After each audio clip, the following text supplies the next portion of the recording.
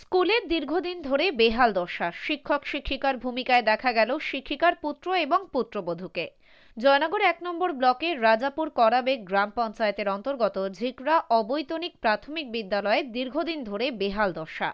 স্কুলের শ্রেণীকক্ষ সহ সমস্ত স্কুল বিল্ডিং দেখলে মনে হবে ভুতুড়ে বাড়ি।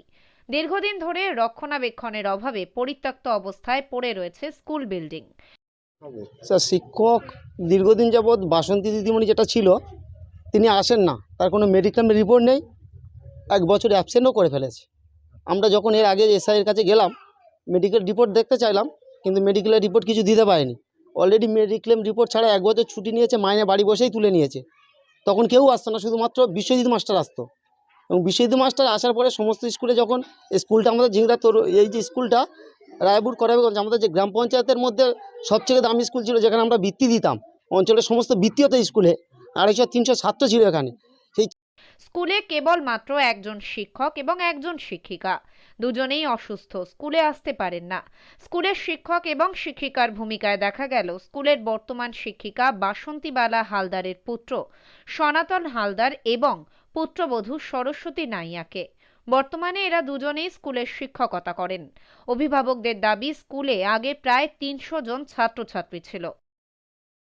সিংড়া অবৈতনিক প্রাথমিক বিদ্যালয়ে দুজন শিক্ষক আছেন, একজন শিক্ষক একজন শিক্ষিকা। শিক্ষক মহাশয় যিনি টিআইসি বিশ্বজিৎ বাবু ক্যান্সারে আক্রান্ত হয়েছেন, আর যে দিদিমণি ম্যাডাম আছেন আর কি, উনি দীর্ঘদিন ধরে খুব অসুস্থ। তবে উনি আসছেন, মাঝে মধ্যে স্কুলে আসছেন।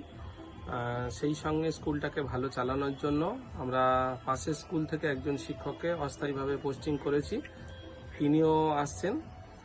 আর ডিপিএসসি দক্ষিণ 24 পরগনা থেকে প্রধান শিক্ষক পদে নিয়োগ করা হয়েছে। উনি জয়েন করেননি, হয়তো নতুন প্যানেল থেকে আবার টিচার দেওয়া হবে।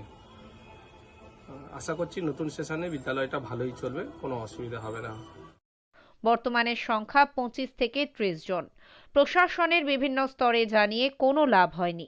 প্রায় 2 বছর ধরে বর্তমান শিক্ষিকা বাসন্তীবালা হালদারের পুত্র এবং পুত্রবধূ বর্তমানে স্কুলে ক্লাস নেন। স্কুলে মিড ডে মিলের রান্নার কাজে নিযুক্ত কর্মচারীরা ঠিক সময়ে বেতন পান না, ফলে সমস্যায় পড়েছেন স্কুলের মিড ডে মিলের কাজে নিযুক্ত কর্মচারীরা। স্কুল পরিদর্শক কৃষ্ণেন্দু ঘোষ বলেন, বর্তমানে স্কুলে একজন শিক্ষক এবং শিক্ষিকা নিযুক্ত থাকলেও দুজনেই অসুস্থ হওয়ার কারণে মাঝে মধ্যে স্কুলে আসেন। স্কুলে একজনকে প্রধান শিক্ষক হিসেবে নিয়োগ করা হয়েছিল, তিনি স্কুলে আসেননি। নতুনভাবে আবারও শিক্ষক নিয়োগ করা হবে স্কুলে।